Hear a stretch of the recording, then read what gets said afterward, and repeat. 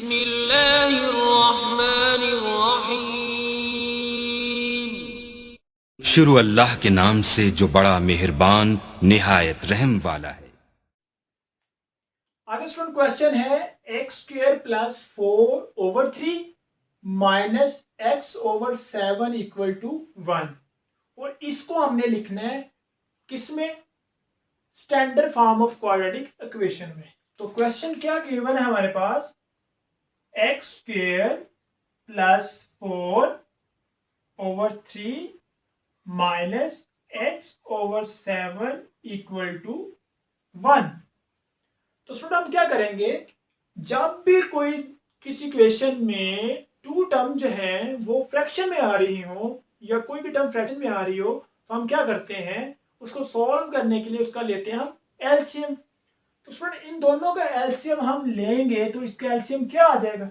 ये simple method मैं आपको बताने लगा हूँ एलसीएम लेने का। अगर किसी बच्चे को एलसीएम लेना नहीं आता तो जो मेथड मैं अभी आपको बताने लगा हूँ, आपने हर क्वेश्चन को इसी मेथड के साथ यानी कि इसी तरह से हर क्वेश्चन का एलसीएम लेना है, तो आपका जो हमेशा आंसर है वो ट्रू आएगा। अब किसको अगर एलसीएम लेना नहीं आता तो उसका मेथड क्या होगा?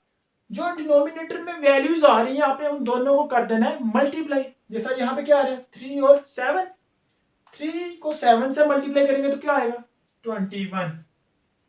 ये आ गया 21। अब फ्रेंड सबसे पहले नीचे वाली दोनों वैल्यूज को कर देना है मल्टीप्लाई 21, फिर उसके बाद कर देना है क्रॉस मल्टीप्लाई।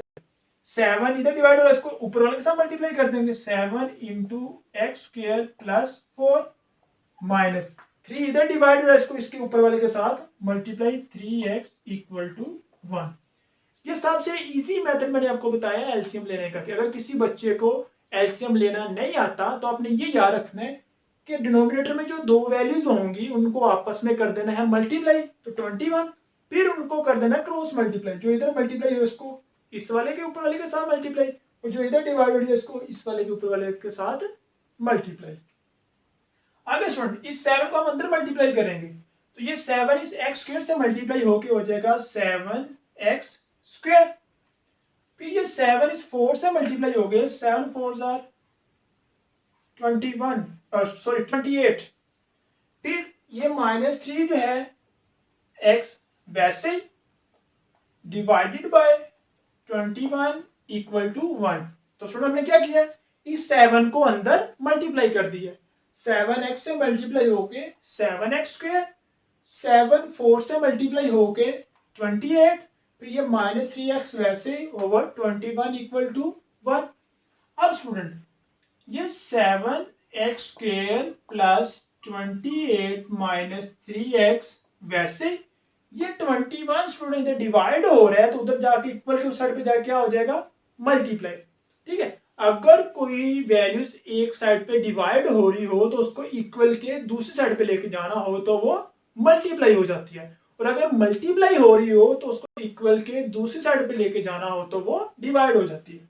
तो यहाँ पे ये डिवाइड हो रही है तो उधर जाके क्या हो जाएगी ये मल्टीप्लाई, तो 1 मल्टीप्लाई बाय 21। तो ये 7x square plus 28 minus 3x equal to 21 को 1 से मल्टीप्लाई करेंगे तो 21। अब सुनो हम इसको इक्वल के इस साइड पे लेके जाना है तो 21 इधर प्लस का तो जाके क्या हो जाएगा माइनस का, तो ये 7x square plus 28 minus 3x ये तो जाके स्टूडेंट ये -21 इक्वल टू 0। अब स्टूडेंट ये 7x स्क्वायर वैसे ये -3x वैसे 28 में से 21 निकाल देंगे स्टूडेंट क्या आ जाएगा, यहाँ पे ये आ जाएगा 7 इक्वल टू 0। तो देखो ये जो student question given question given थी ये स्टैंडर्ड फॉर्म में कन्वर्ट हो गई। रब्बि ज़िदनी इल्मा।